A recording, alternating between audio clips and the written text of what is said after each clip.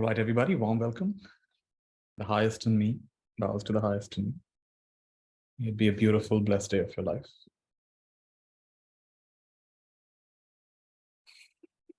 And a warm welcome to today's practice session. Going to be sharing something quite practical. And even though I know that some of you have been connected with me for quite a while, and so maybe some of the things I'm sharing today are maybe familiar. It's not completely new. I still invite you to be what's called have an attitude of a beginner's mind. This is a very powerful attitude. This is in fact the advice given to both beginners and to advanced practitioners. Always feel like you're starting anew. Doesn't matter what field you're in, whether you're a teacher, whether you're a coach, you're a healer, you're a business person. Be willing to have that sense of, I'm doing it for the first time. I'm starting anew. This allows you to notice things, learn things that otherwise you will miss. So whether or not you're familiar with what I'm sharing today, have a beginner's mind, have a fresh mind. And I'm sure the sharing will be very valuable.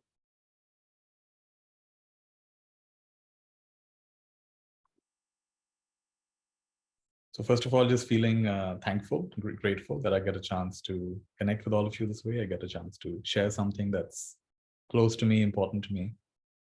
And just feeling grateful for that. I often feel that the main person I'm trying to teach is myself. And I'm the most naughty and stubborn student. So whether or not any of you benefit from today's practice, I'll benefit from. So what we're going to practice today is, the topic for today is great awareness, revealing what is covered. And it's something, like I said, is very practical. We're going to be learning, I'll give you a little bit of background. Most of the session will actually be a practice that we will do together. And the last part, I will take practice-related questions from you. And also, one thing I realized, so some of you know, I was on a break for about 5 months. And one of the things I realized is it's not enough to just share ideas or techniques or methods. That's not enough. What's required is for people to get a proper taste of it.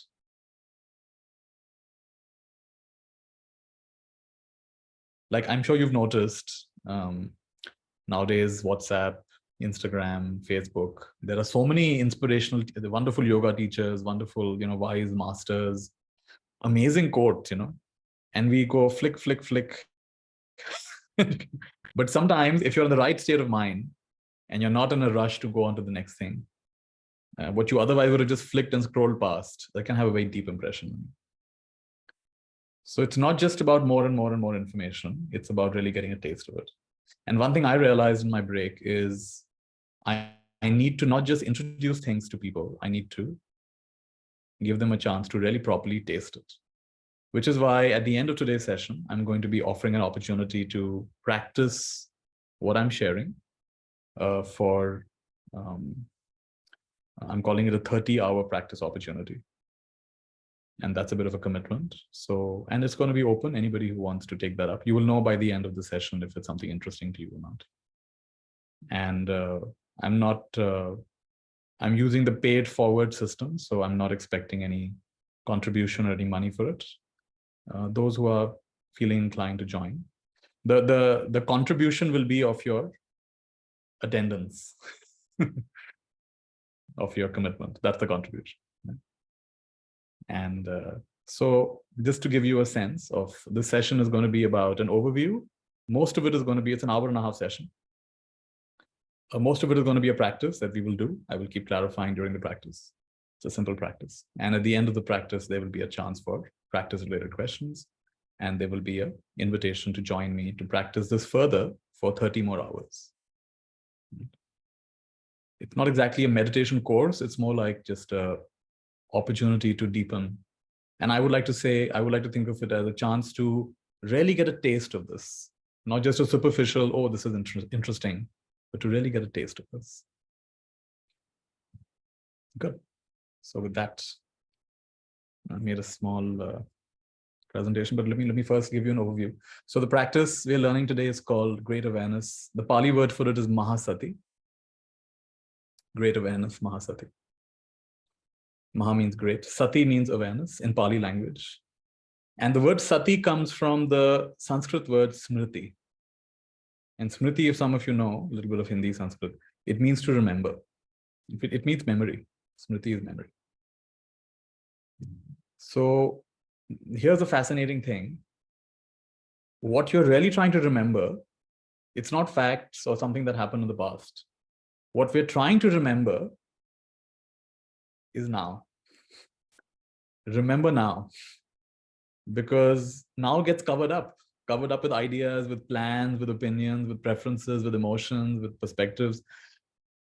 Endless things it gets covered up with. So remember now. Remember the simplicity of now. Come back here. This is real. Come back here. So remember the now. And when you remember the now, strangely, your memory also gets stronger. The more present you are, the more mindful you are. You actually have a better recollection of things as required. I was introduced to this practice in my first year, in fact, the first few months of my being a monk.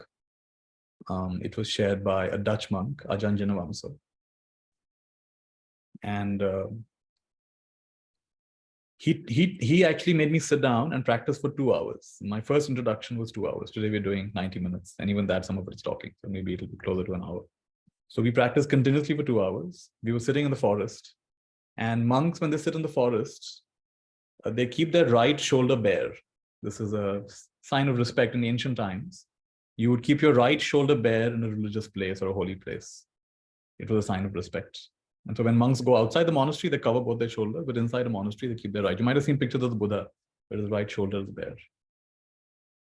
So sitting in the forest and meditating in this way, which I will share with you, I kept having these insects coming into my ear, buzzing in my ear, biting my shoulder. And within the first 10 minutes, I was like, how am I going to survive 2 hours of this? It's 2 hours of these insects buzzing in my ear, getting into my nose, biting my shoulder. Yeah. As I did the practice, however, I noticed something very interesting, that when I'm doing the practice, in that moment, it just is what it is. Yeah, there's a sound. Yeah, there's a bite. Yeah, there's whatever. It just is what it is. But when I'm getting in my thoughts, then it's suffering. It's like, how long will this last? What's wrong with these mosquitoes? What's wrong with these bugs? It's not just the biting. It's, that irritating buzzing sound which comes in your ear. That's like, for some people, that sound is worse than the biting. The biting is bearable. The sound is very unbearable. Some of you know that, the mosquito buzzing in your ear at night, that's the worst part. It just bite me and leave me alone. So kept buzzing. So, but over those 2 hours doing this practice, something very remarkable happened. I noticed that when I'm doing the practice, when I'm fully doing it with awareness, it's uncomfortable, but it's not creating suffering.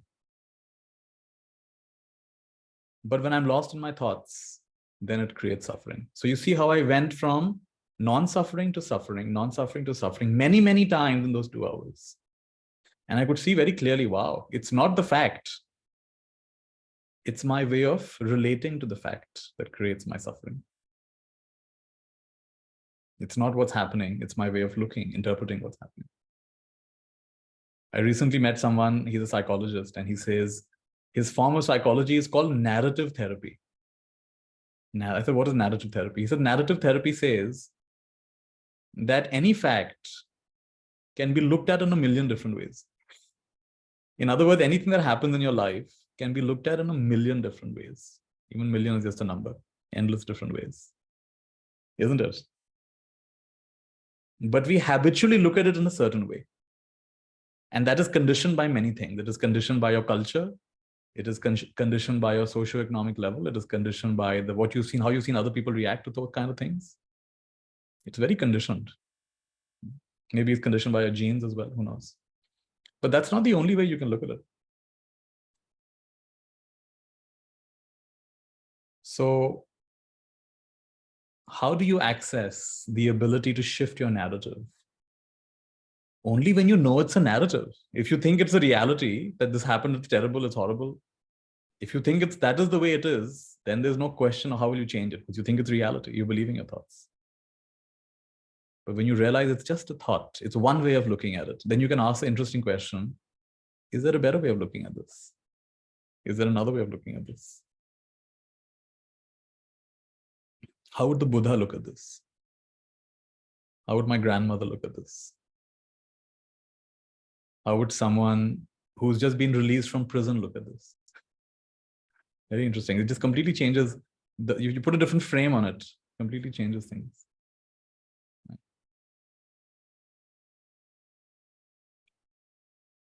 So now let me share with you. I've just made 3 slides. So my first slide. Actually 4 slides, cover slide. All right. So, no, this is my first slide.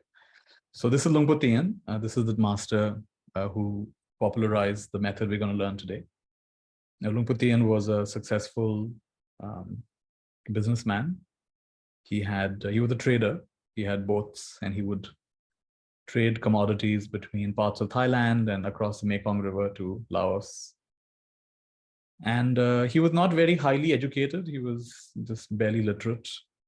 He was very devout. So he was very,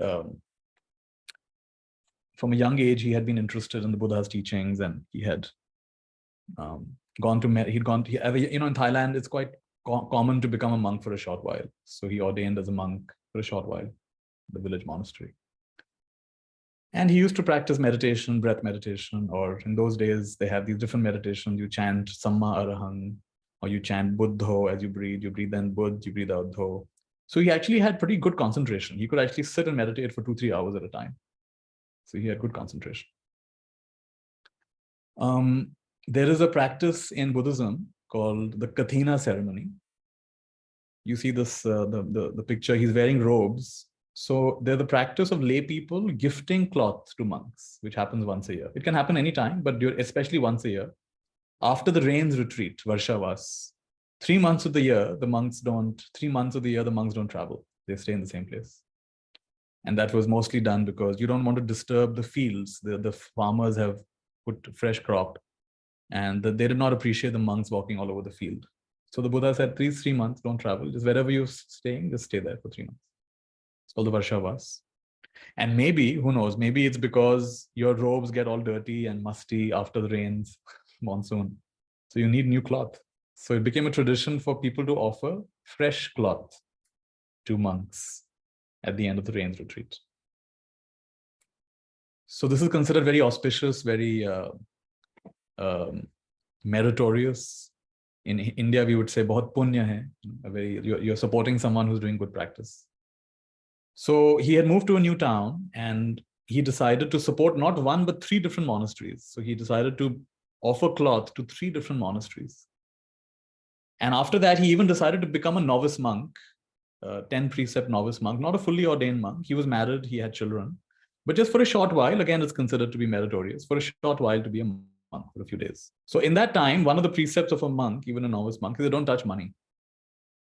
So he told his wife that just take care of all expenses. Where whatever has to be paid for, you take care. I'm becoming a monk for a few days. All right. Now, on one particular day, there was a entertainment program. There was a performer, some kind of singer, some kind of dance. Like, I think there was a little theater performance, some kind of performance. And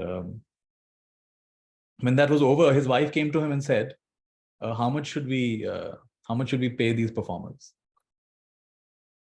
And he got very irritated, because it is not, in this condition as a monk, he's not supposed to talk about money. He's not supposed to relate money. But his wife is asking him. But he didn't say anything. And he went and dealt with it. He paid the person. And next day, when he left the robes and he came back home, his wife asked him, "Did you get angry with me yesterday?" He said, "Yes, I got angry with you." So then she said something that really shook him up. She said, "Well, then you went to hell." And he really got what she's saying, that here I am making all these donations, here I am giving all of this cloth, here I am becoming a monk. But actually in that moment, I was in hell only because I was full of anger. So outwardly, I was doing all these things, but inwardly, I was burning. Why is she asking me this? I told her not to ask me this. Right? And she says, I'm your wife. Is it wrong for me to come to my husband to ask about these things? I did not do something so terrible. I just asked you for clarification. You got so angry. So in that moment, he realized all these years, he's been making donations, he's been meditating, he's been doing all of these things, but his basic nature hasn't changed. He still gets so angry.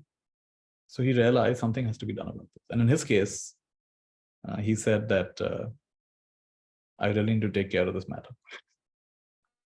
So what he did was he sold some of his business, his boats and things.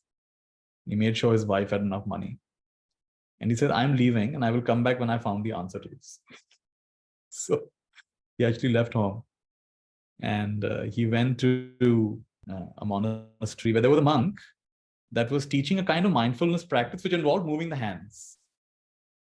I'll actually move my camera back a bit so you can see a little better.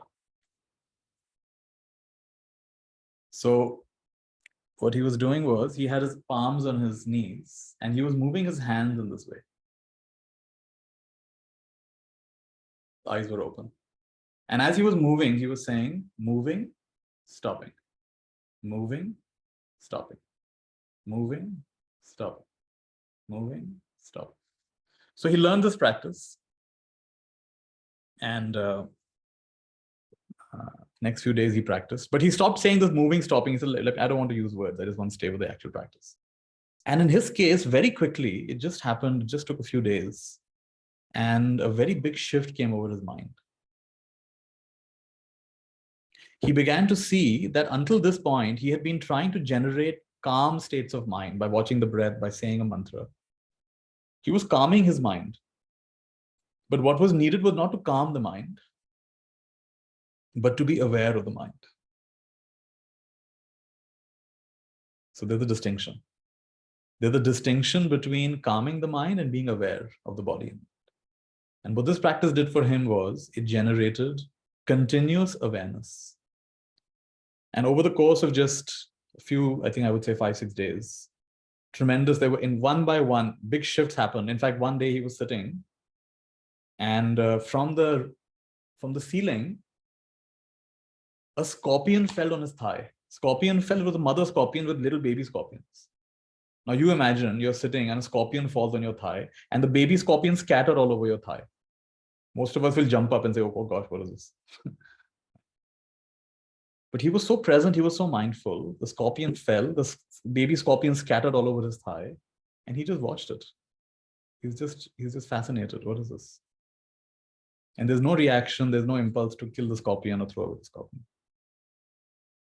So what had happened in that process was his awareness had become strong enough that the body was just the body and the mind was just the mind. So he came back, he spent 3 months to, deepened his practice. And then he came back and he taught this to his wife and his relatives. And over the next 3 years, he just patiently taught his wife and relatives. And they also got a similar result. What is the result they got? Suffering ended. Psychological suffering ended. Then he felt more confident. He began teaching other people. In fact, he used his own money to organize retreats and teach people. And at some point in Thailand, the tradition is such that people are a little hesitant to learn from a layperson, but they feel the dharma has to be taught by monks. So they were a little hesitant. So that's the culture there. So he said, all right, if that's what it takes. So he ordained as a monk. At the age of 49, he ordained as a monk. And the rest of his life, he was a monk. And even though he's a Buddhist monk, if you look at his teachings, he's actually not teaching Buddhism or any ism. He's using a few words, he's borrowing a few words, but he's saying this is beyond isms. This is beyond any such philosophies. This is about awareness, and awareness does not belong to any ism. So I appreciate how it's quite free of dogma. It's quite free of philosophical trappings. And his main aim is return your mind to normality. Return your mind to normality. Your mind has gotten agitated. Your mind has gotten restless. Come back to normality. And this practice will bring you back to normality. So now I'm going to share with you this practice. I'd like you all to join me. We will practice for about 45, 50 minutes, maybe a little bit more. And then after that, I'll open it up for Q&A. As we're doing the practice, I'll keep making little points. I'll keep explaining things as we go along. A few things to know about this practice.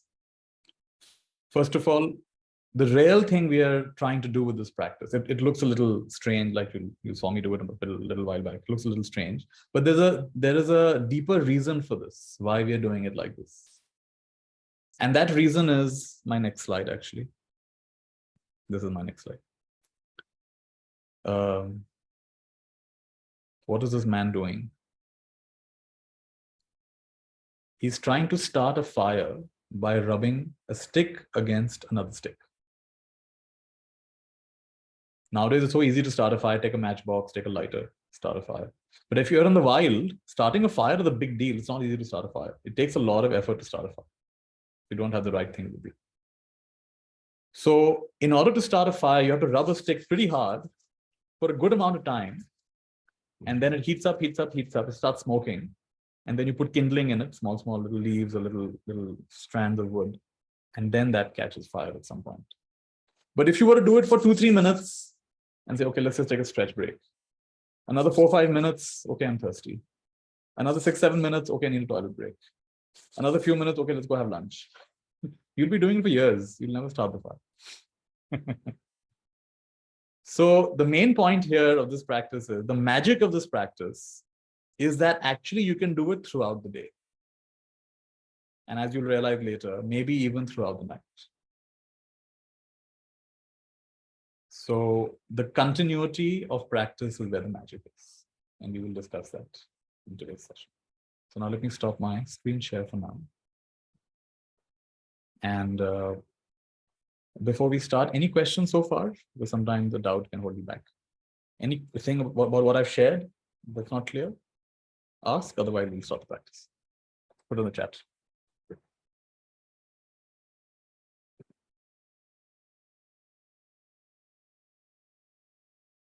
Looking forward to it. The name of the monk is Luang Por Tien. Luang Por is a way of saying venerable father, venerable monk. And Tien, T-E-E-A-N. Luang Por Tien. This is the name.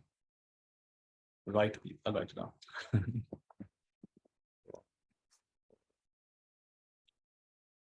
Chat. Good, let's start. So sit comfortably. You can be in a chair, you can be seated cross-legged, whatever works.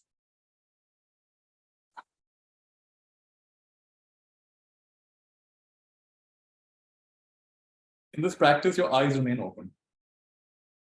And there's a reason for it, because your whole day, your eyes are open. So learn to practice awareness with open eyes. Don't condition yourself to always have to close your eyes to meditate, to practice awareness. Palms are facing down on the knees. Now, depending on if you're right-handed or left-handed, if you're right, most of us, I think 70% people are right-handed, but 20-30% of people are left-handed. Whatever handed you are, dominant hand, turn that hand. In my case, I'm right-handed, so I'll turn my right hand to the side. Slowly lift it up to your shoulder level. Now, there are two ways to lift. This is the way I'm lifting. Some people lift like this, and I would recommend not to do that because that's going to tire you up. So do not lift your entire hand like this. Simply lift from the elbow. Just turn up the palm from the elbow level. Now bring it down to touch your belly lightly and feel the touch of your belly. The other hand, turn it to the side. Bring it up to shoulder level. Bring it down to overlap the first hand, the first palm. The inner hand, bring it up to your heart, middle of your chest. Bring it out. Bring it down. And turn it down. Second one.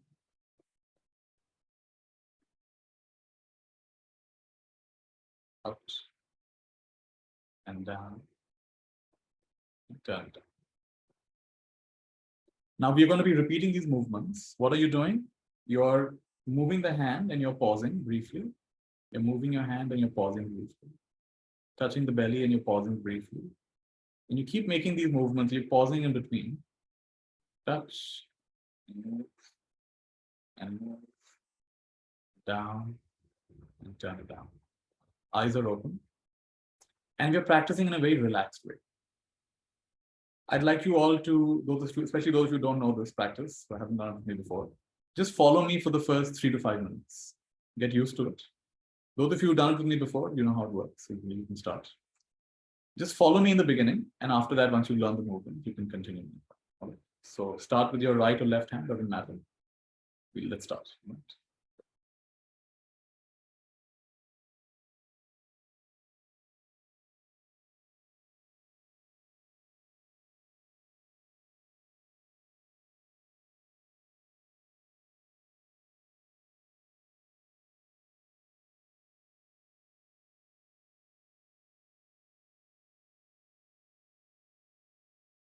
You're feeling your hand moving. You're feeling your hand stopping. You're feeling your hand turning. And again, keep going.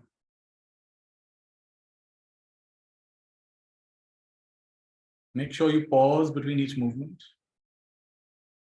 because it's not a continuous movement. It is one movement at a time. So from the heart out to the side, from the side all the way down, and then turn it. Yeah.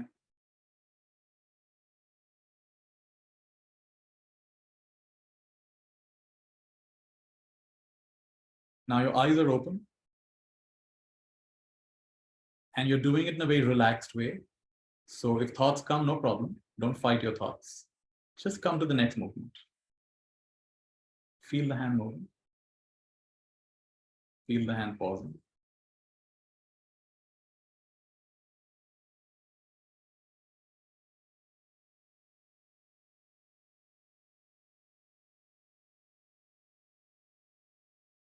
What I like about this practice, there are many things I like about practice, but one thing I like about it is you're not in conflict with your thoughts. You're not trying to suppress your thoughts.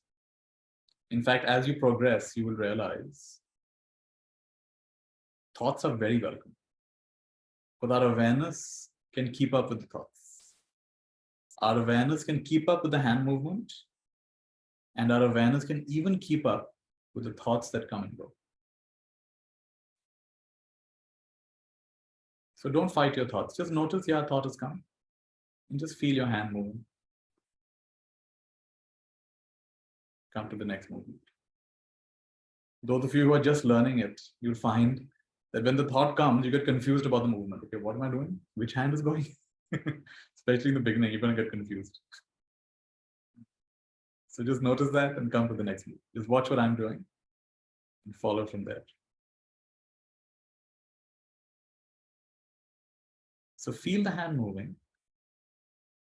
Feel the hand pausing. If it touches something, feel the touch in a very relaxed way.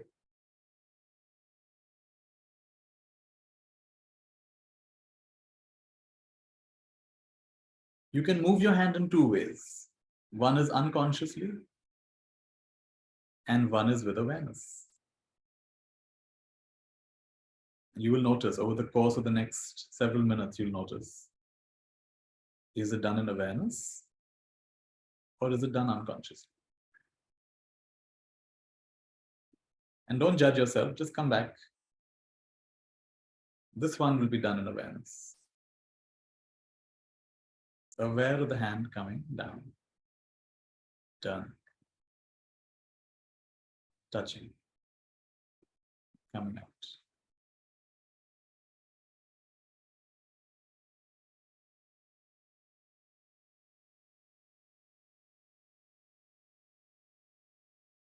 Mentally, we are not counting. We are not saying moving, stopping. We're just feeling the hand moving, feeling the touch.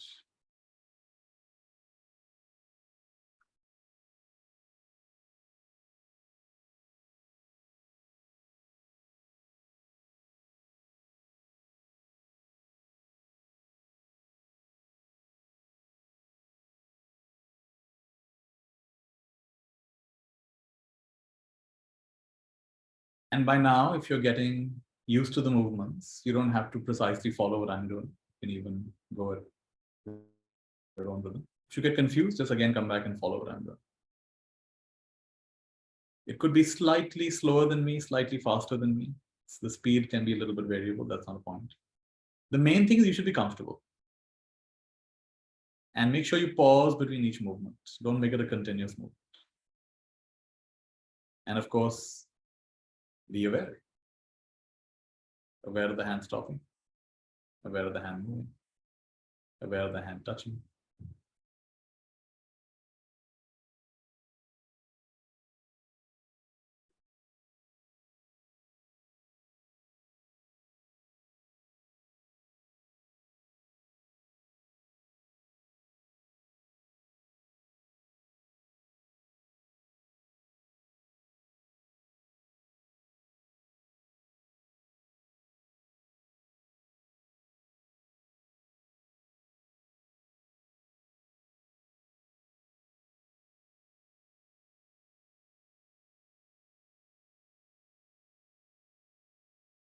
Again and again, thoughts will arise. Just feel this movement.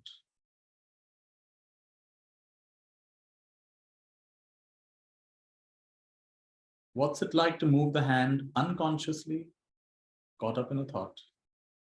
And what's it like to move a hand consciously, with awareness? Just notice that distinction.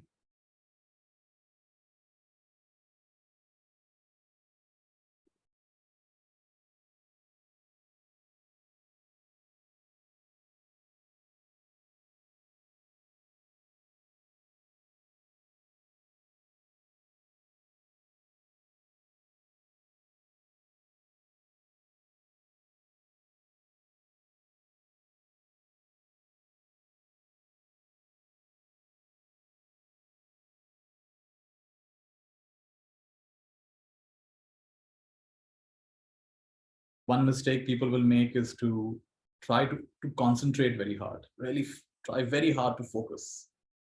And that would be a mistake. Don't try so hard. Do it in a relaxed way. It's okay if a few thoughts come. It's okay if you get distracted. Feel the next movement. Because actually, we are practicing to be aware the whole day long. So if you practice with too much of tightness, you'll not be able to sustain it. Very relaxed. And a thought will come and you'll notice. And you'll come to the next movement.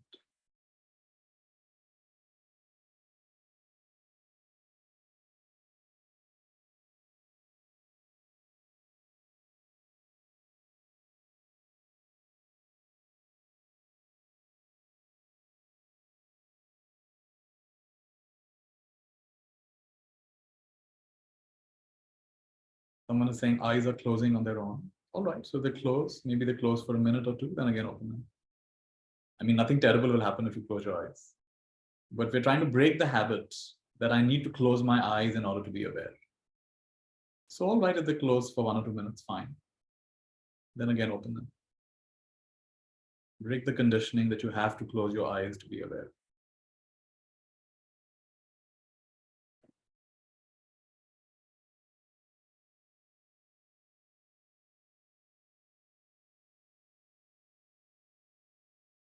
I'll be quiet for a few minutes. Just enjoy feeling your hands moving, feeling your hands stopping.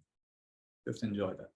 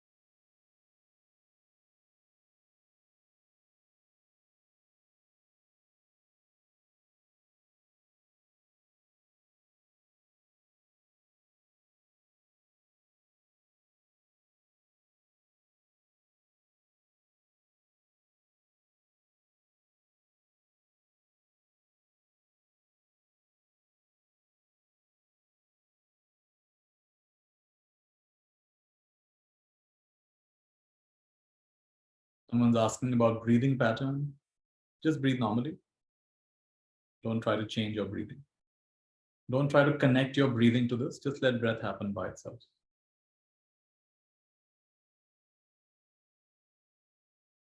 Breathe naturally.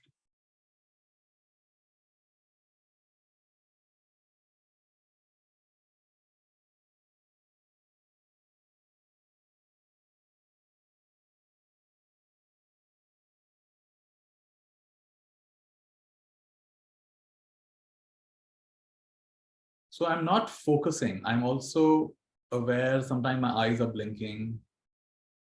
Sometimes there's a thought. I'm awake. I'm awake in this moment. I'm awake to life. And yes, my hand movements are the big thing that's happening. So aware of that. But I'm not tightly focusing on it. Feeling the hand move. Feeling the hand pausing. Feeling a gentle touch. Again. Again.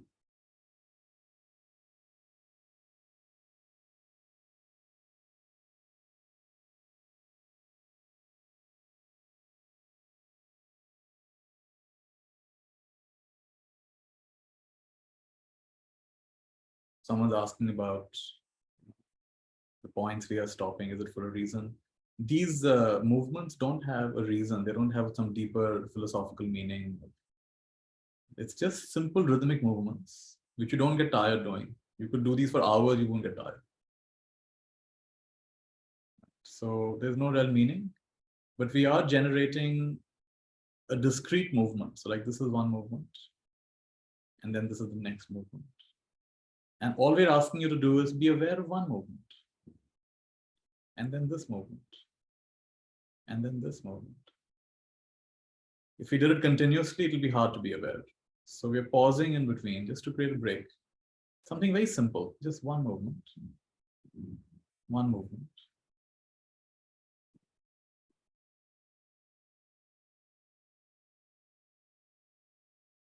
I can guarantee that even the person with the most thoughts in today's session, most wandering mind, most distracted person, even that person will have more moments of awareness in this practice than they would have had the rest of their day.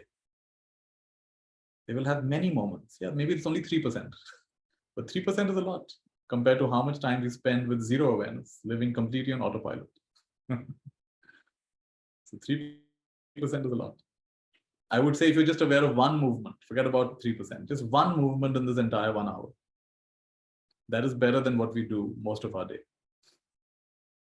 Most of our day, we are not living in awareness. We're living in unconscious activity. So with that, have a lot of encouragement. Don't be hard on yourself. Mind will wander 1,000 times. You just come to the next movement. What's happening now? What's happening now? Very, very patient.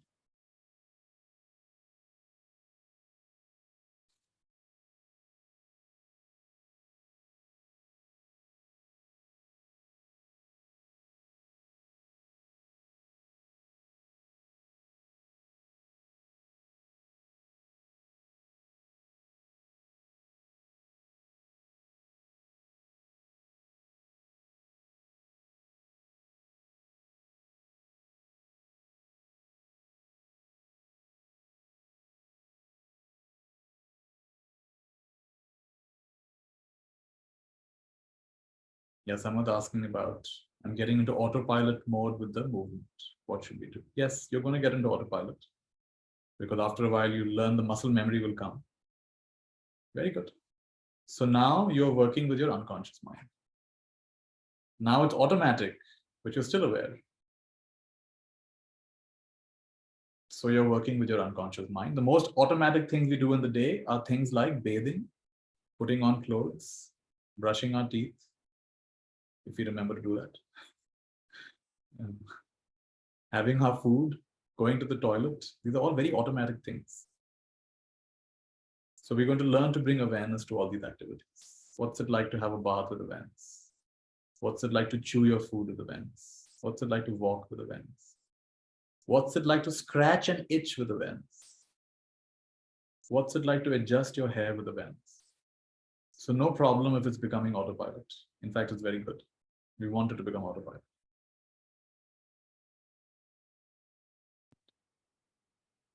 Are these movements related to chakras? Even if they are, that's not what we're focusing on here. So don't give it too much thought. Is there a chakra here? Is there a mantra here? The chakras will all come into balance when awareness is clear. So don't give it any more meaning than the fact that a hand is moving, a hand is stopping. There's awareness of the hand. And once in a while, a thought will come and take you away. And then you come back. Again, again, again.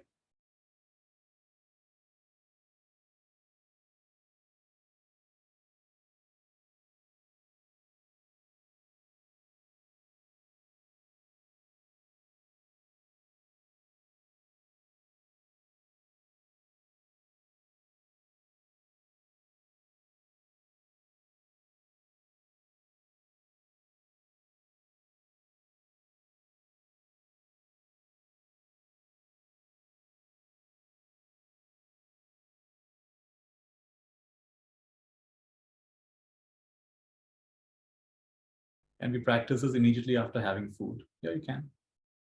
Of course, if you've overeaten, you'll feel hungry. You'll feel sleepy. And for that, we will teach you walking meditation as well later on. You can practice anytime. In fact, like I said, it's about continuous practice throughout the day. And I'll talk more about how to do it throughout the day. For now, just practice with me. I'll clarify all these other questions about food and timing a little later. It's not allowing to get entangled into a troubling thought. Yeah, very good. That means you're doing it right. You'll find the usual troubling thoughts don't catch you as strongly as before. Or even if they do, you're aware of it. That same old thought has come again. Just come to the next movement. Next movement. Very good.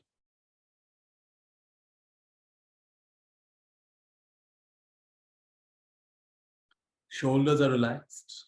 Breathing is relaxed. No tension anywhere. Face should be relaxed. No tightness on the forehead, on the face. Don't grind your teeth. Very relaxed. Feel the hand moving. Feel the hand stopping. Feel the touch.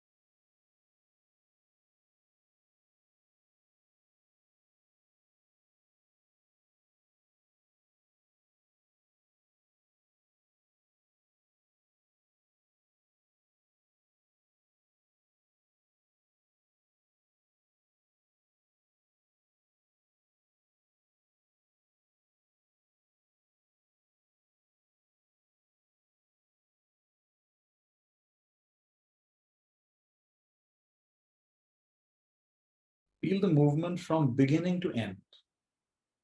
See, within one movement, it's possible to go to America and back. Or if you're in America, to go from India and back. That's how fast the mind moves. You can think 5 thoughts in one movement. So then, why can't you have 5 moments of awareness in one movement? Or 10 moments of awareness in one movement? So feel the hand from beginning to end of each movement. So from the beginning of this movement to the end of this movement. The beginning of this movement to the end of this movement. See if you can do that.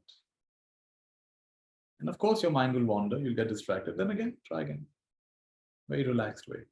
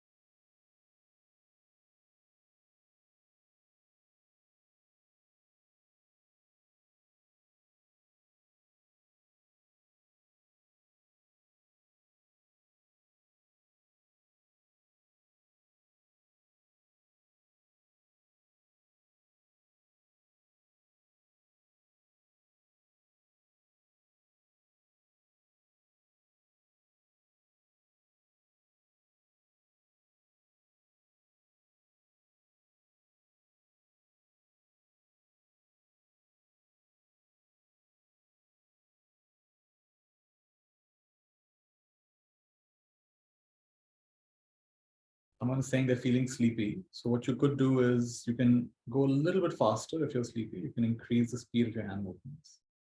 That could help. You could even stand and do it. Same thing happens. You just stand and do the same thing. Or you just want to just go wash your face and come back. That's also fine. I'll also later on teach walking meditation. So that's another, when you get very sleepy, you can do walking meditation. So we'll discuss all that a little later.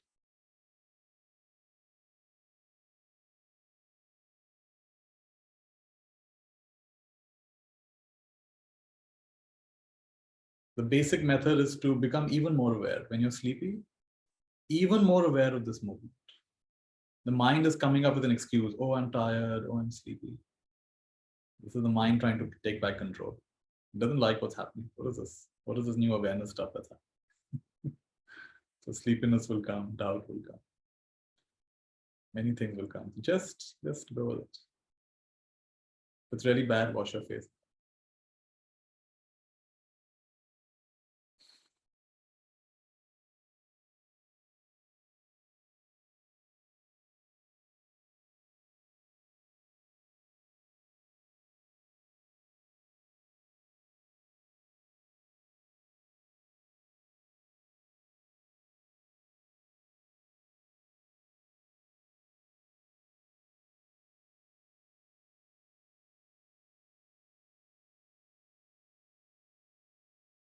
When I first learned this, I was like, wow, I've never enjoyed moving my hands so much. Moving my hands is fun.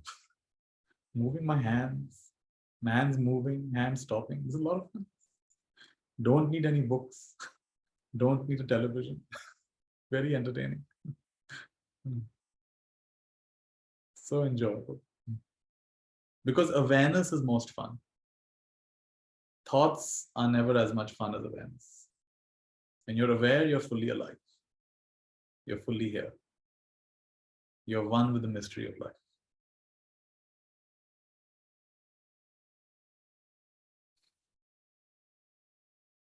In today's first session, if you can just be aware of this much, what is it like to move my hand in awareness? And what is it like to move my hand unconsciously? What is it like to be lost in a thought? And what is it like to be aware? Oh, that's a thought. There'll be glimpses in this session where oh, that's a thought. You will see your thought. Throughout the day, you know your thoughts. With this practice, you'll see your thoughts. There's a difference between knowing your thought and seeing your thoughts. Knowing your thought, you're still influenced by your thought. I'm like this, you're like this, the world is like this. And we talk about it and we write about it. That's called knowing thought. But with this, you will see thought. And you'll realize there are two kinds of thought.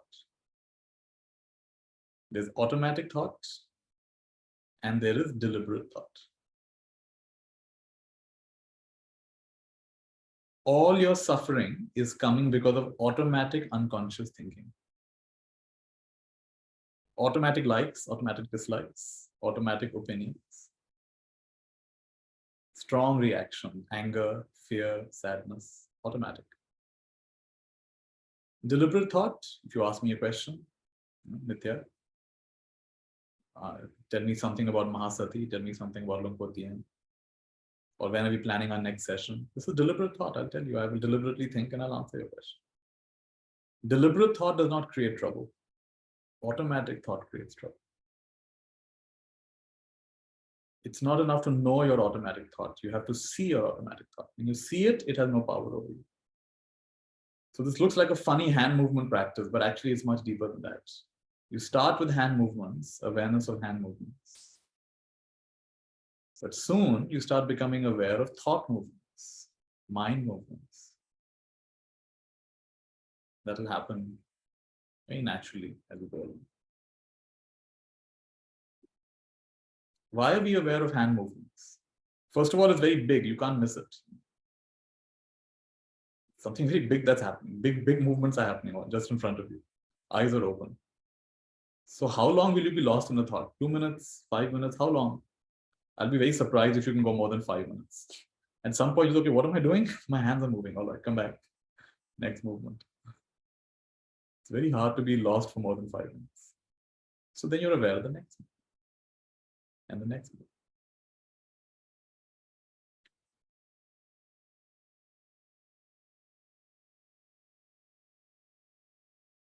And throughout the day, the body is moving,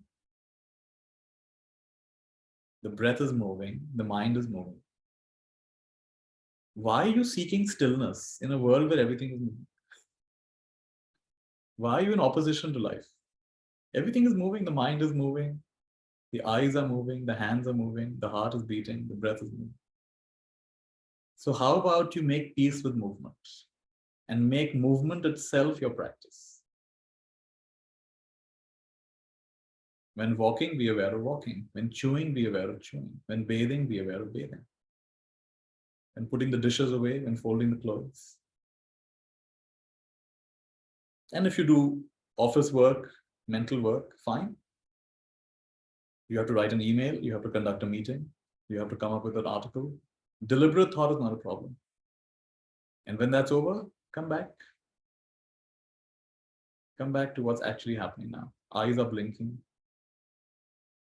Body is shifting. Belly is rising and falling with breath.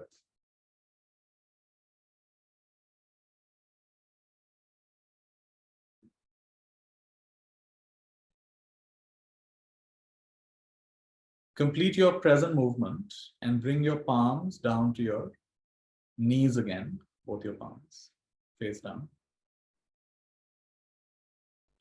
Just pause for a moment.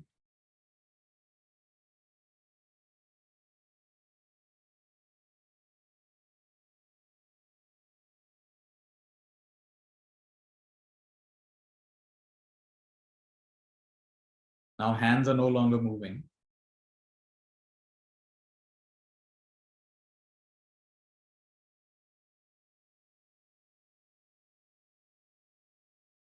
Belly is rising and falling with the breath. Maybe some of you can feel your heart beating. I can feel my eyes blinking. Once in a while, you'll swallow some saliva down your throat. Once in a while, you'll adjust your posture. Once in a while, you'll feel scratchy somewhere.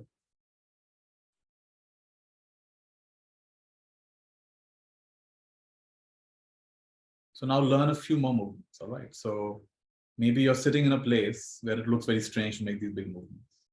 So try this. Just lift the hand to a side and down. Other hand to a side and down. A small movement.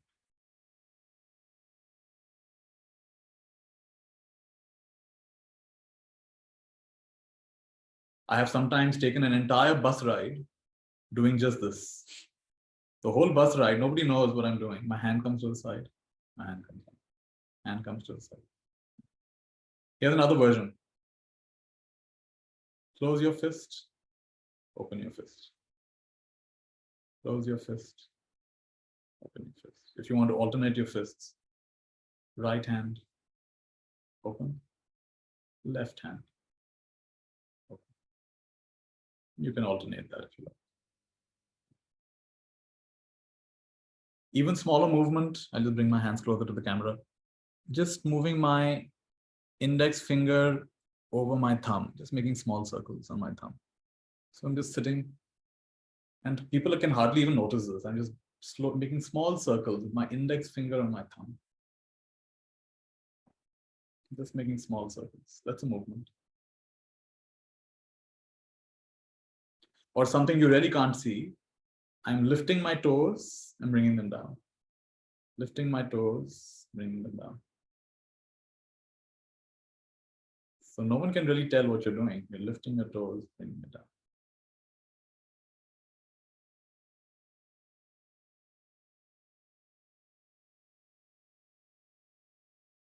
And of course, there's eyes will blink every now and again. Every 5 to 10 seconds, your eyes will blink.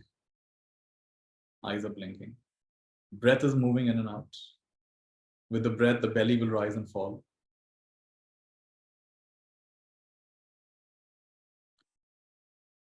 So now, how do you bring this into your daily life? First important idea is Nothing is an obstacle. In fact, if you're in a place where you can say it aloud, I want you to say it aloud. Say with me, nothing is an obstacle. Nothing is an obstacle. All right. So when you're preparing food for your family, that's not an obstacle. You got to chop. You got to move things from here to there. You got to wash something. You got to organize the kitchen space, right? This is all movements. And so just be aware. Yeah, I'm chopping now. Chopping is going on. Cooking is going on. Moving is going on. Things are getting moved from here to there. And your mind will wander, of course, and you come back, okay, now what's the next movement that's happening, right? If it's very hot in the kitchen, you're wiping your brow with something, right? That's a movement. Maybe you're only aware 5% of the time. Very good. Next day, it'll be 6%, it'll be 7%. It'll come back to 3%. It'll again go to 6%, 7%. But you have found a way to be aware. You're cooking and you're aware. There's a conflict happening in the family. People are in disagreement. And your hand is just going across your thumb. Or your toes are rising and falling. What are you doing? You're coming into the present moment. Because why is there conflict? Because people are lost in their automatic thoughts, automatic likes and dislikes. Everyone is sure that their way of looking at it is the right way. And they can't see each other's point of view. So I will guarantee you one thing. I'm going to offer at the end of this a 30-hour practice. I'll guarantee you that if you practice for 30 hours, you'll be amazed how your suffering diminishes. In that same family conflict, inwardly, you're not shaking, you're not trembling like a leaf the way you used to. You're not getting all hot on your face and hot on your body the way you used to. Yeah, maybe you're a little bit more tense than before, but not to the same extent. It's like, wow, that's amazing. Earlier, I'd be all shaking. I'd be getting a hot head. I'd be getting a hot body. My thoughts would be racing. But now, every few minutes, I interrupted with my lifting my toes, rotating my fingers, opening and closing my hand, or any other movement you can think of. And no one needs to know what's going on. You're just doing it. This is your way of coming back in the moment, coming back into presence. Awareness never suffers. Awareness never suffers. You suffer because you have automatic thoughts. And you know your thoughts, but you don't see your thoughts. Knowing is different from seeing. Right. Now, some people talked about sleepiness. So it's possible to also stand and do this practice. The same thing will happen. You'll stand. You'll make the same movements that you made while seated. And you'll just make those same movements while standing. Right. And later on, I can share some videos of standing and doing it. Also walking, you just choose a path anywhere from 7 steps to 12 steps. And just calmly walk. When you walk, don't let your hands swing. So either keep your hands crossed in front, or just like holding your wrist in front, or if you prefer at the back, or if you have pockets in your pants, put your hands in your pockets. Why? We only want one main movement happening, your movement of your legs. It's nice to walk bare feet if you can. You can feel more. Otherwise, you can walk with shoes also, chappals also. And just walk calmly, not trying to walk too slow. Maybe just 5 or 10% slower than your normal pace. Slightly slower, but not too slow. If you walk too slow, you'll lose your balance. So walk. When you come to the end, just turn around. And just pause here for 1 or 2 seconds. Like we did in the hand movements, we paused, and then we went to the next movement. Just pause for 1 or 2 seconds, and then start moving again. Why do we pause? It breaks chain of thought. If you're lost in some thought, that quick pause of 1 or 2 seconds, what am I doing? Oh, I'm aware of my steps from here to there. I'm aware of my steps. And you'll have a thought again. Okay, then you pause 1 or 2 seconds, then again walk. And like this walk, straight up and down. Make sure you don't put your head down and walk. That'll give you a neck pain. And the head is just calmly looking ahead. You can gently look down, or if you want to look around, that's also fine. And most of the attention is on the walking. Again, it's not a focused exercise. None of this is about concentration. It's about openness. It's about relaxation. It's about awareness. Thoughts will come. You'll come back to your movement. You'll come back to the movement of the leg, to touch of the foot on the floor. Just relaxed and doing this. So you're doing it. You can do it standing. You can do it seated. You can do it walking. And the last interesting one is you can do it lying down. So the same movements we made, when you lie down in bed, especially if you're not that sleepy yet, just make these movements. You're lying in bed and just make these movements while you're still in bed. I know your partner will think you've gone crazy. What have you learned? You began doing in bed. But you're lying in bed and you're making these movements. And same thing. The same thing you're doing is lying down and doing it. And after a while, as you start getting a little more sleepy, then don't make big movements. Just open and close your fist. You can do alternate fists or one fist. Or just even move just one finger. Just move one finger. That's also fine. Or just move one leg forward and back, other leg forward and back. Just rhythmic movements. Rhythmic movements. You're shifting from thinking to the physical activity of physical movements. Awareness of physical movement. And at some point, you'll fall asleep. And very soon, I think in less than a week for most of you, you will have a very interesting experience where the whole night you're sleeping, but you're aware that you're sleeping. It's like you're aware, oh, I'm adjusting my pillow. Oh, I'm shifting from this side to that side. Oh, I'm moving from this side to that side. This is a very wonderful state. You are aware even in your sleep. And when you wake up in the morning, this will be your experience. When the eyelids open, you might be aware of that movement. Oh, eyelids opened. Oh, I'm getting out of bed. I'm shifting the weight of my body to one side. I'm sitting up. Oh, my feet are looking for the chappals. You're aware of those movements. You're aware of brushing your teeth. So nothing is an obstacle to your practice. If you do very intellectual work, then please do the work. At that time, don't try to make hand movements or do any other movements. If you're writing an email, write the email. If you're in a meeting, attend the meeting. There's no problem. Deliberate thought is not a problem. Automatic thought is the problem. So catch the automatic thoughts. So in a meeting, chances are there'll be other people also speaking. So when you finish speaking and you don't have much to contribute, nowadays your meeting can be on Zoom also. It could be in a place where there's a table. So your hand is below the table, so you can open and close your fist, or you can lift and drop your foot. Just come back to your body movements. So even the meeting is not an obstacle. So the real benefit of this practice is not these hand movements or anything. The real benefit is continuity. The magic is in the continuity. The fact that we can do it throughout your whole day, you're learning to do it with open eyes. You're learning to do it in all the postures, sitting, standing, walking, lying down. You're doing it when brushing your teeth. You're doing it when having a bath, preparing your food, eating your food, scratching yourself, adjusting your glasses, fixing your hair.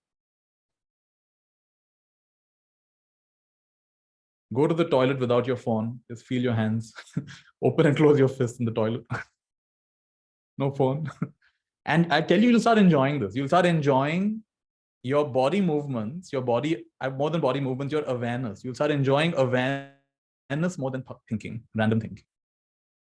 If you're honest, most of us right now, we are the tools of our thought. We are the tools of our thinking. We want thinking to become our tool. We don't want to be a tool of thought. How often does it happen? You plan to do something, but then you start doing something else. You open your email to respond to something, and you see another email and you go off. You go to search for something, then that reminds you of something, you go off. So you're trying to do something, but you're getting pulled in 100 different directions. So then you are a tool of your thought. We want thought to be our tool. So nothing is an obstacle. Emotional states will not be an obstacle. Conflicts will not be an obstacle. Exercising is physical movement. So when running, be aware of running. When gymming, be aware of gymming. When doing yoga asana, then be aware. In fact, this practice, when I've taught to yoga teachers, some of them have told me that, wow, this took my practice to a whole new level. We've all been told, be aware when doing yoga. I didn't know how to do it. Now there's so much more awareness when I do the asanas, when I hold the poses, when I'm breathing in between the poses. There's so much more awareness. So dancers, yoga teachers, they've all got a lot. Already they're quite body oriented. And this adds a whole other dimension of awareness it brings to it. So as you go along, there will be awareness of what the body is doing. And then little by little, awareness of what the mind is up to. The mind is up to a lot of mischief throughout the day. Thinking this, thinking that, worrying about this, worrying about that, judging this, judging that, mostly judging yourself. You start seeing this very clearly. Oh, this is what the mind is up to. And you realize something very beautiful, that you are not a person. You're just a process. You're just a part of this. Body is a part of nature. This mind is a part of nature. We think this is my body, this is my mind, and we suffer so much. Oh, boils are coming. Oh, dandruff is coming. Oh, hair are falling. Oh, belly is increasing in size. Because you think it's your body. It's just a body. Body does its body thing. and mind does its mind thing. So you let the body do its body thing, you let the mind do its mind thing, and you just rest in awareness as awareness. Suffering dramatically diminishes. Luang Por Tien has a very interesting, he gives a very interesting reassurance, guarantee, I would say. He says, if you practice the way I'm teaching, in 3 years, your suffering will reduce by 60%. In some cases, it'll reduce by 100%. And 3 years is for the slow ones. He says, you'll get it in 1 year, you'll get it in 6 months, you'll get it in 1 month. There are people who get it in weeks. There are even people who get it in days. In his own case, he got it in a matter of days. Some of his students also got it in a matter of days. A fundamental shift happens. Remember that slide of the man trying to make fire with a stick? If you stop and start, 100 years will go, you'll not make fire. But if you just keep going, fire will definitely be made.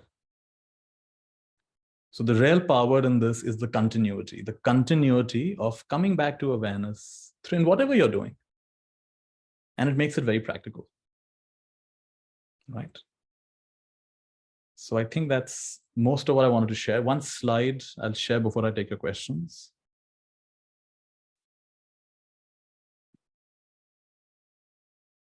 All right, so I've set up a 30-day practice challenge.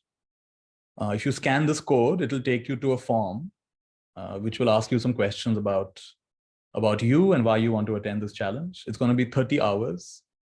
I haven't exactly decided how I'll spread out those hours, but I will let you know once I read your form. I'll add you to a WhatsApp group. And over the coming weeks and months, we will practice 30 hours or more. There's no charge to join this group and to learn with me. But the charge is your attendance. You have to attend. So if you're applying, you have to attend. And of course, you may not be able to attend every single thing. I will share whatever you miss. I'll share a recording that will be valid for about 24 hours. Watch the recording if you can. And just do as much as you can, depending, we all have different schedules and some of us are in different parts of the world. So attend as much as you can. And the aim is to do 30 hours with me. You can do more than 30 hours. You can do on your own also. But with me, you do 30 hours, right? Whether it's a recording. And I will teach you in those 30 hours different aspects of Mahasati. Like I said, there's the walking practice, there's the standing practice. There are many subtle things about this practice, which I can't fully share in a short session like this. So note down this website, nityashanti.me/mahasati.30. Not just Mahasati30, not .mahasati30. It shouldn't be capital M, it should be small m. Or otherwise, just scan this. Both of them will take you to the same place. And it's a 4-minute survey application form you have to fill. And yeah, and then I will, most cases, I'll select all of you who join. But in some, if I feel for some reason you're not suited, then I will tell you that at this time, I don't think it's right for you. Now, let me take your any questions and queries. Please put it in the chat. I'm going to see any queries you have. Someone is saying, I'm not tech savvy. Okay, put it in the chat. Okay, let me copy and paste it in the chat. Good point. Let me just type it out, actually. Or I can actually copy it.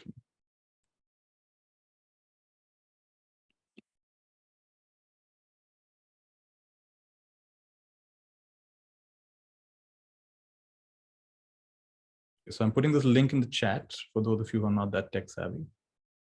And that'll take you to a browser window where you'll have to fill out a form. It takes about 4 or 5 minutes to fill out that form. Scan not getting detected. Then use the link that I posted here. If the scan not getting detected. I just did Vipassana and how different it is. Practice can be both or only one. There's no conflict with Vipassana. But I would say, even though there's no conflict, this is also a form of Vipassana, actually. Because Vipassana is to see things the way they are. And if you've just done Vipassana, then I would say don't confuse yourself. If you liked Vipassana, you enjoyed Vipassana, continue with Vipassana. And later on, if you want, you can come and learn this with me. Otherwise, if you're really open and willing, then you can learn this. But don't try to mix up too many different things. You're going to get confused. You just come back from a Vipassana course. So, yeah. Sane conflicts. Won't these movements be distracting, taking up away from observing? Yeah, good question.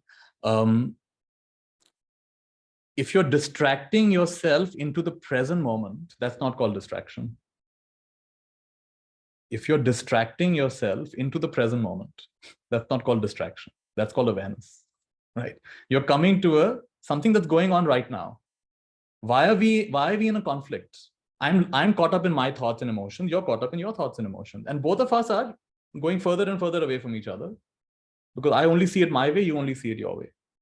But what's the common ground for both of us? What's here right now is a common ground. The way to come out of conflict is awareness. Awareness will also reduce your emotional agitation, activation. Again, more than trying to answer this question, if you do this practice with me for over the coming days, you will see for yourself this answer you'll get from yourself. The same situation, you don't get as angry, as activated, as emotional as you used to. What will the timings be like? I haven't fully decided yet. And the timings will vary also depending on my schedule. It's not a course, it's a practice opportunity. So mostly mornings and maybe at night. And I will just spread it out over the coming days and weeks. So the timings will vary. Once you join the group, I will share the timings. What are the other questions? What will be the timing? I just answered that. What software or app did you use for making yesterday's PowerPoint presentation? I use an app called Paper on my iPad. Any other questions? Deep gratitude to you. You made it so easy. Thank you. I'm glad it was easy. Looks like this would help one to start looking at the quality of thoughts before responding to a situation. Yeah, very well said. That's exactly what happens. Gratitude for this. What shall we do when kids are creating mess and you go angry and giving instruction all day?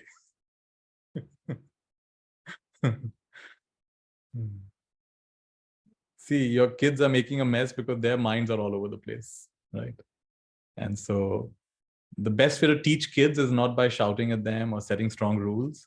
The best way to teach kids is actually by your example. This is what I know. I learned this the hard way. I used to teach meditation to children. And I learned that when I'm trying to control them, okay, sit down, okay, close your eyes, okay, watch your breath. It was very difficult. But then one of my teachers told me, instead of trying to control them, how about you calm yourself down? I said, what do you mean? He said, yeah, you watch your breath. You be aware of your emotion. You be in equanimity. You be in balance. And it was like magic. I couldn't believe it. As I kept myself in balance, the children I was teaching were much more receptive, much more open, much more attentive. It was like, this was a mind-blowing moment for me. Really? My inner state has an effect on other people's states?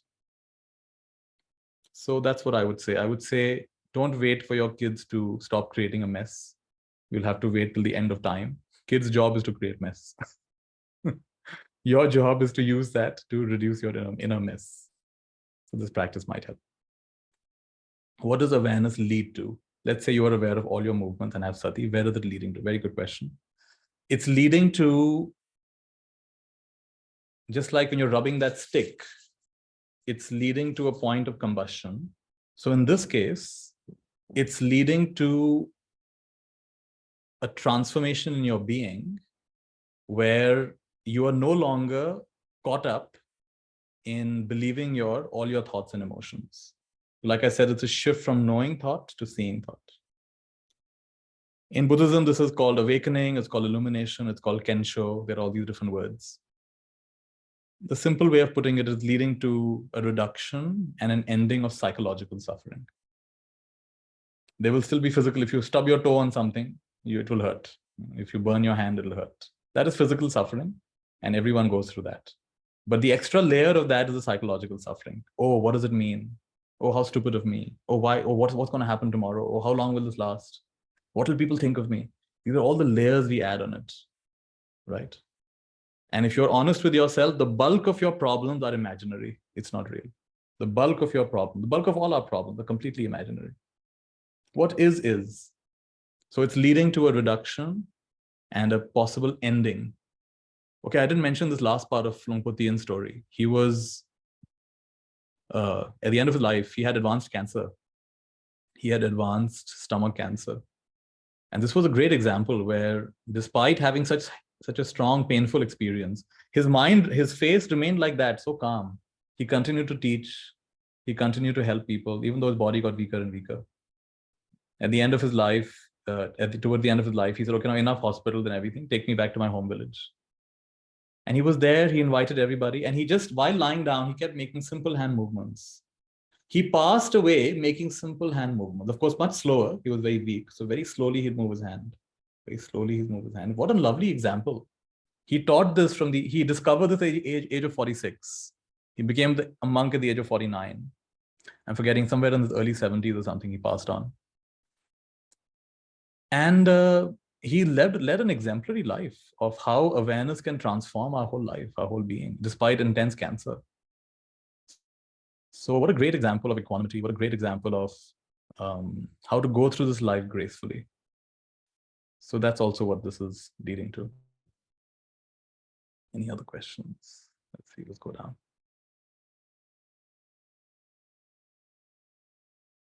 At a given point, there are so many things to be aware of. So to cultivate awareness does bring aware of just one aspect enough.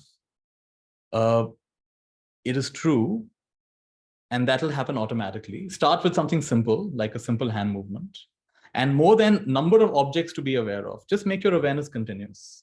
When it's continuous, it's like a bulb that lights up, illuminates the whole room. There are 100 things in the room.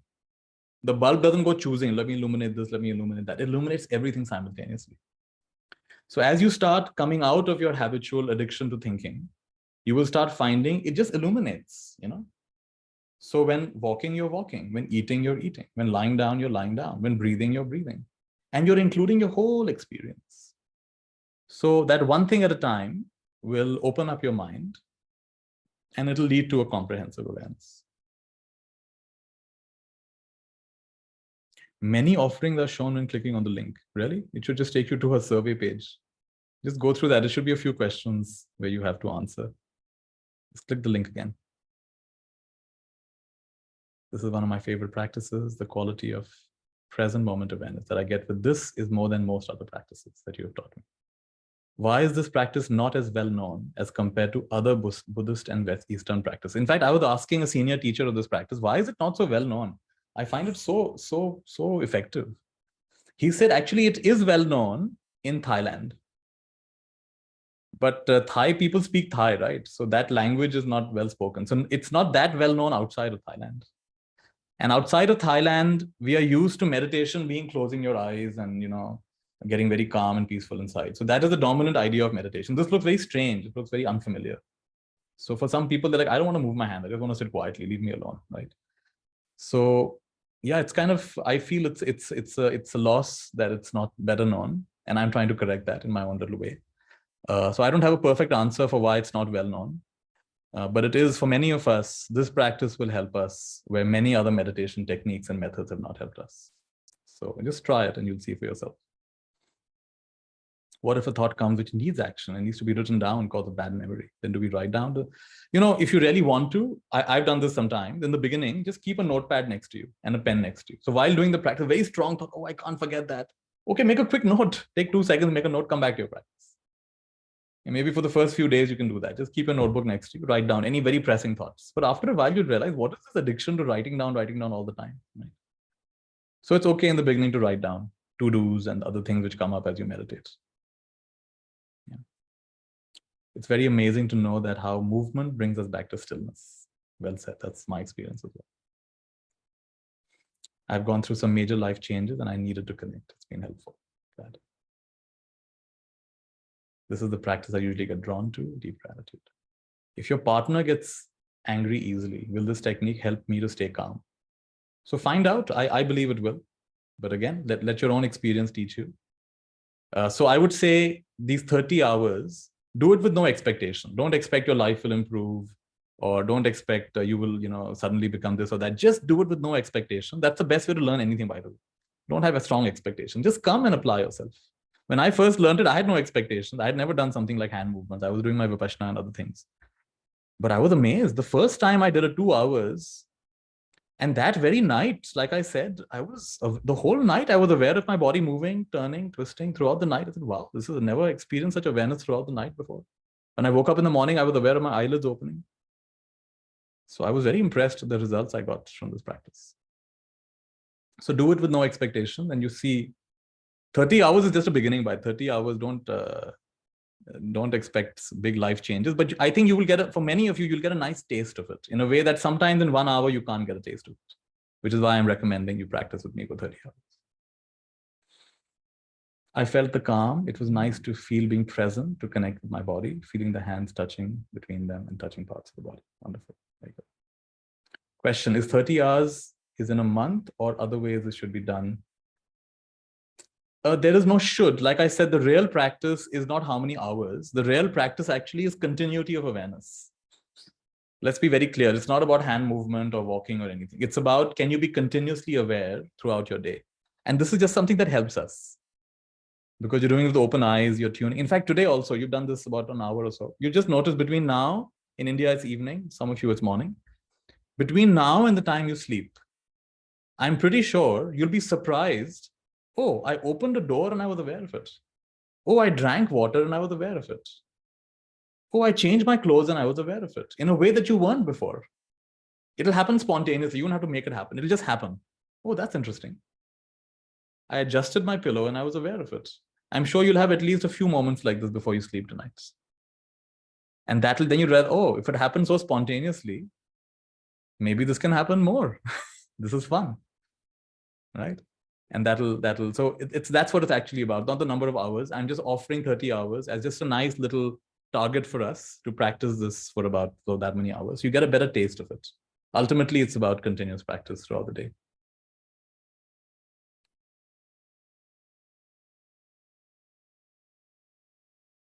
This one is helping break automatic doing of things like scratching an itch or doing deep breath. Yeah, you will be aware of those things. Getting error message 404. You know what I'll do is I will share. I'm wondering why some of you are getting an error message. I'll share the link. How do I share the link with all of you though?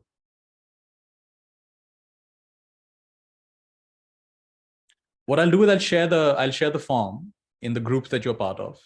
And I'll mention those people who haven't attended this, that you first attend this, then you follow that link. So it makes more sense. So if in case the link didn't work today, you'll get a chance to get that link again. All right, is there any other thing before we end? Can you post it on Telegram? I actually wanted to share the link only with people who've done today's session, because then it makes more sense. Because otherwise, if you haven't done the session, you'll show up for that link. You don't even know what you're signing up for. So we have to find a recommendation for that. Good. If they touch the link in the chat, it'll open. Yeah, that's what I thought. Let me post it again here. Try one more time. I'm posting it in the chat and see if it works for you. Good.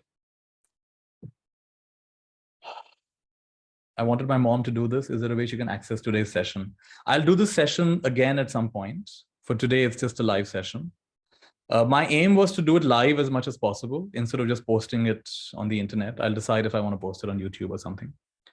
But yeah, we'll give your mom and other people, your other friends will have a chance to attend as we go ahead. Good. I'm having severe business problems. Can I talk to you? We'll see. We'll see about that.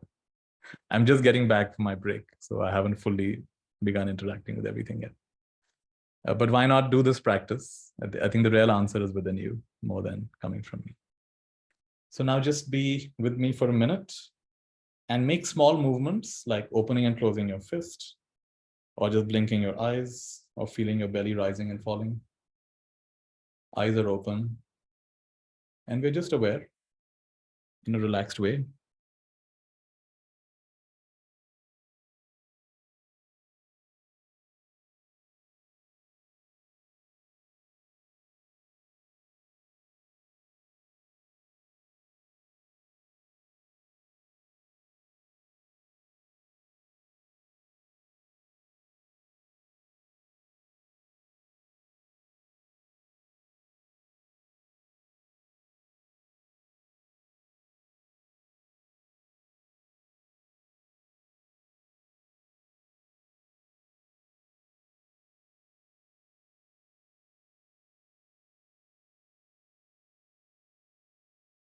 Very nice. So thank you all for joining today.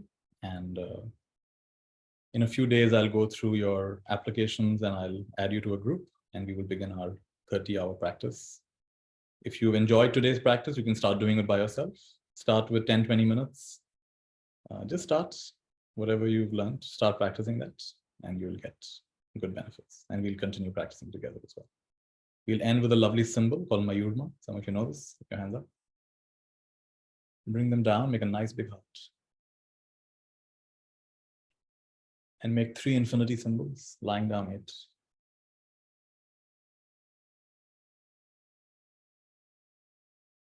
Come back to your heart and let's say together, Mayur. All right, let me unmute you. And if you'd like to say goodbye on the way out, you can do that. Thank you, Nithya. Thank you, Nithya. Thank you very much. Thank you, Nithya. Thank you so much. Thank you, Nithya. Lovely. Thank you so much. For coming. Thank you. Thank you. Thank you. Nithya. Thank you. Happy Guru Purnima. Happy Guru Purnima. Thank you. Happy Guru Purnima. Happy Guru Purnima, Nithya. Thank you so much. Happy Guru Purnima. Lots of love and lots of regards and gratitude. Love and gratitude. Lots of gratitude. Love and gratitude. Yeah. Nice to see you. Thank you so much, Nithya. Thank you. Yeah. Thank you, Nithya. Thank you. Thank you, Nithya. Thank you, everybody. Lovely. Bye. See all your faces. Bye. And good night. Thank you so much. Bye. Beautiful. Have a lovely evening and a lovely day. wherever Thank you you. are. Thank Thank you. you. Thank you. Thank you. Grateful. Thank you.